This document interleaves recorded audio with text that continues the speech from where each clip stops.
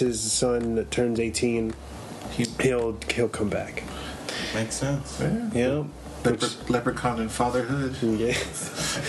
Maybe they can star in the movie together. It's just funny that he did a bunch. It's like, why not wipe out, the Leprechaun in space? That should have never happened. Yeah. But Leprechaun in the Hood. The dude's name escapes me right now, but it's directed by one of the guys who did The Void, which I really love. Holy The Void is shit, awesome. really? Yes. Holy fuck, okay. The Chevy movie. That DMT movie? Yeah. They must really have something then. Yeah, I hope so. I really hope so. It's fucking crazy. I hope it's good. Like I said, I saw the steel, so it looked pretty cool. I mean, Yeah, they had some cool poster art and stuff. Yeah. Should be fun. Yeah. Remakes are in. or Redos. remake, Or Reboots, remakes. Reboots. I don't know how you would say that. nostalgia. Yeah, nostalgia. Retconning shit. Yeah. Goosebumps 2 will arrive on Blu-ray January 25th, 2019, but Sony has mysteriously dropped the subtitle Haunted Halloween, so it's now just called Goosebumps 2, and we don't know why. Although nobody cares because nobody went to see it. I saw the first one in the theater at the drive-in. Yeah, apparently the first one was really good. I didn't like it. No, you didn't like it? It just felt like Jumanji to me. Yeah? Yeah. Like storybook Jumanji. Like everywhere, or Because they just tried to tie in all the books into one big movie, and they should have done just like a slappy, just like very like moody. Are You Afraid of the Dark? What they're gonna do with Are You Afraid of the Dark? Now coming up, they should have done the Goosebumps that was a cool show. that too. way. Yeah, they're doing a movie for Are You Afraid of the The guy Dark? who wrote The Nun and It is going to do it. No, He's way. penning the script. Yeah. those are really good movies. Like, Yeah. Yeah. It should Are You be- Afraid of the Dark? Yeah, I love that show. I love it even now. It's still pretty fun. I used to watch it as a teenager and get creeped out for reals. That by intro, myself. the intro alone, with you're going around the attic and Yeah. stuff. It's a nice throwback to Tales of the Crypt. Yes, exactly. Teenage Tales from the Crypt. Yeah. All right, so I have one more piece of news Lay it on us. before we drop into Rex. So You Were Never Really Here. Director Lynn Ramsey is currently working on a new environmental horror film. Oh, okay. It's I guess she's already written it. It's like 120 pages, but it's not edited. Okay. It's something that she wrote.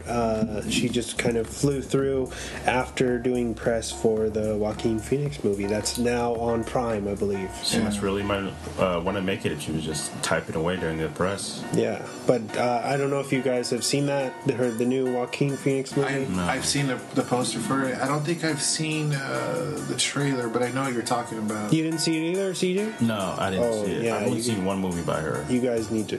Yeah, I heard it's really good Yeah. from like a couple different people. It's one in my top 5 Really? Okay. for the year, and the Greenwood soundtrack is beautiful Okay. and weird. It's original score. Soundtrack. Pretty cool.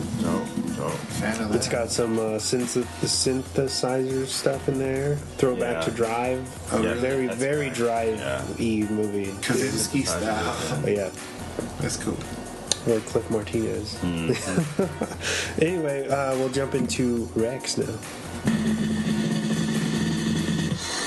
And now it's time for the weekly recommendations.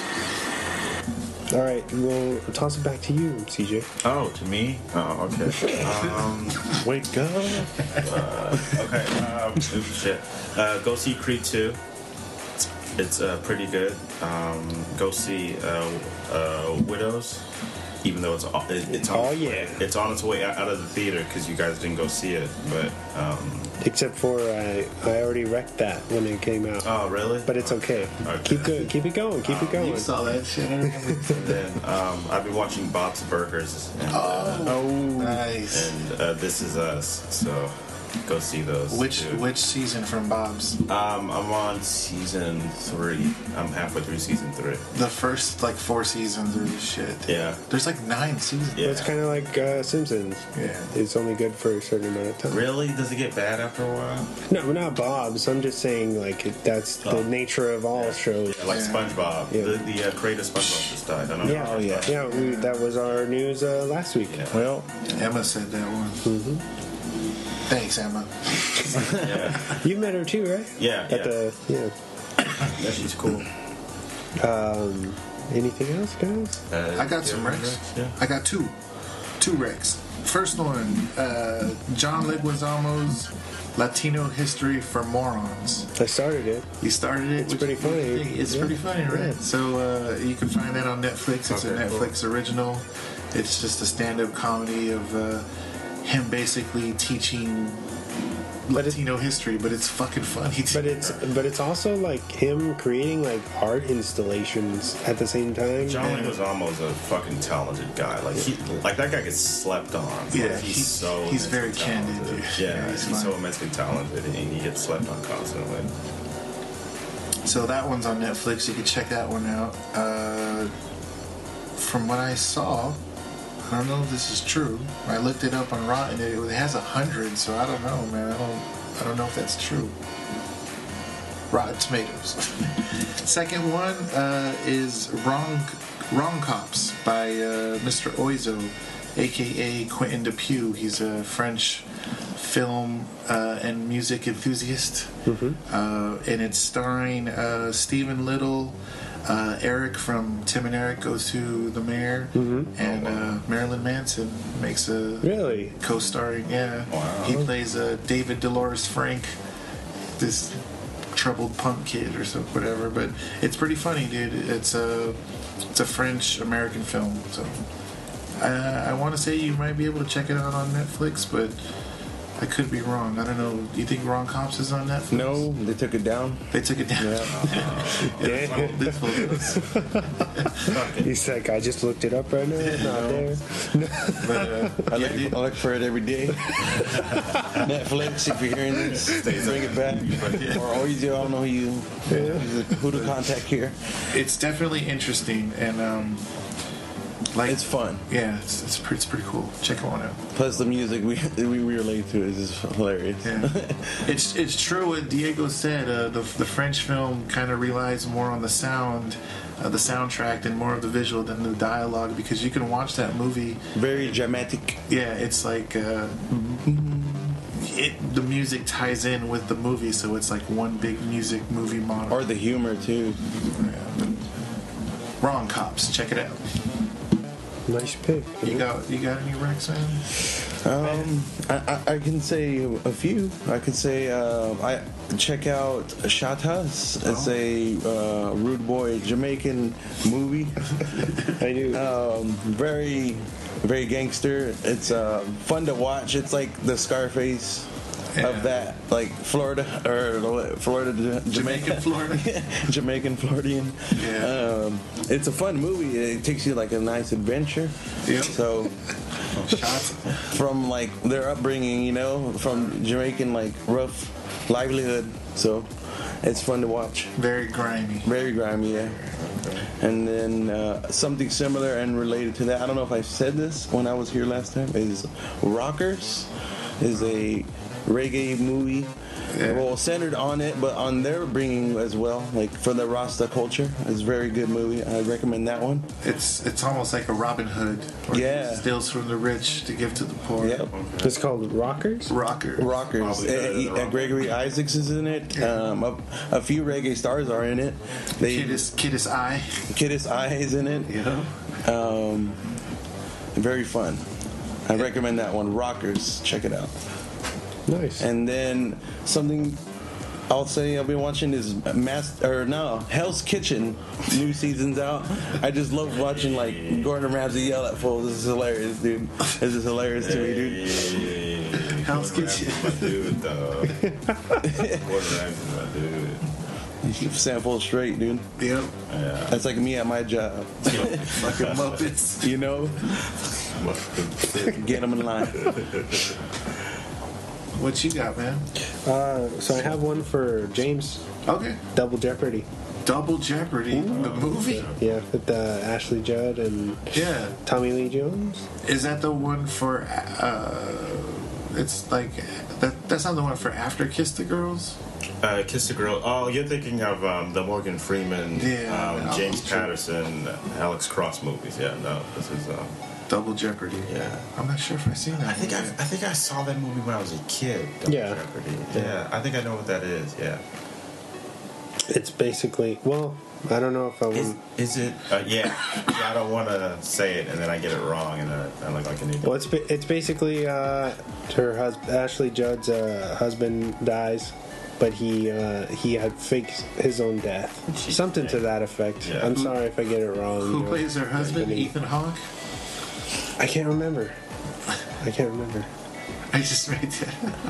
I'm not sure. I want to say it was. That'd be weird if it was Ethan Hawke. Was it Ethan Hawke? No, it's an older guy. I can't put it. Was it Tommy Lee Jones or does he play the person who's... He's like the detective? Yes. Oh, yeah. Yes. That must have been after The Fugitive. He plays the U.S. Marshal? Yeah. I know what you're talking about, man. Anyway, that was for James. Double Jeopardy. And mine is The Exorcist television series that was recently canceled. It's now on Hulu. Oh, it's canceled. Oh, so is it going to run on Hulu or as far as I know, it's just the first 2 seasons. Mm-hmm. I don't think they picked it up. I think they're just streaming the existing material. But the first season is very, very solid. And they continue the original story. It's got Gina Davis, right? I believe so, yeah. Yeah. Oh, really? Yeah. I haven't seen her in a while. Yeah, The Exorcist. Cool. Check it out. And that's and then we're gonna get into our main focus then. Let's do it. I think so, man. Our main focus. 5, 4, 3, 2, 1. And now for the movie focus of the week. I want to hear you say that in real time. Let's go. And now the movie focus of the week. Hey. There we go. Yeah, ladies and gentlemen. Special. Get that So what are we talking about, man? BlacKkKlansman is a movie directed and co-written by Spike Lee with his writing partner Kevin Wilmot. They previously wrote The Sweet Blood of Jesus, and which was a bad movie, and Chirac, which is a great movie. Together, it started out as a script by 2 white guys. The agent of Jordan Peele brought it to his attention when he was filming Get Out and was like, hey, you might want to check this out as your next directing gig. Mm-hmm. And Jordan Peele was like, oh, let me focus on Get Out right now and then I'll think about it later. And then while he was reading the script, he was like, I couldn't believe that I didn't hear about this. And so he started researching it, and the first person that he thought should direct it was Spike Lee. And so after Get Out got made and he got his acclaim and stuff like that, he had enough clout to pick Spike Lee to do it. And then Jason Blum, who worked with him on Get Out, heard about the project. It was like, yo, how about you bring it over to Blumhouse and we can produce this bitch for $2 and get it rolling out. Not $2, but Blumhouse is notorious for their small budgets. Wow. Jason Blum gives you $1.50 and he wants his change. So. And it came out. It came out in August. It was and it has gained steam, and it's a Best Picture front runner right now. Certified fresh. 96% on Rotten Tomatoes. Do you know the box office numbers? It didn't do all that well at the box office. Really? No, it didn't. Really? I think it has a budget of like $20 million, and it didn't even gross like $100 million, I think. Was it just under 100? Yeah. Because I mean, that's not a failure. Yeah, it's still up there. but I don't think it had the legs. I don't think it had the legs that they wanted it to have. Yeah. Well, because it's so controversial, you know. Yeah, it's Spike Lee, so Spike Lee does that. And especially Venom came out and a bunch of other movies making millions out right now. Yeah. So. But yeah, that's... It's definitely an acquired taste. You have to have the mentality and stomach for it, but at the same time, it's comedic. Yeah. So it's kind of like, ha ha ha. Well, I think they kind of blindside you with the comedy in the trailer, and it's a lot more heavy-handed than they let on. Especially the intro with Alec Baldwin. Yeah, I think that sets the tone for the movie.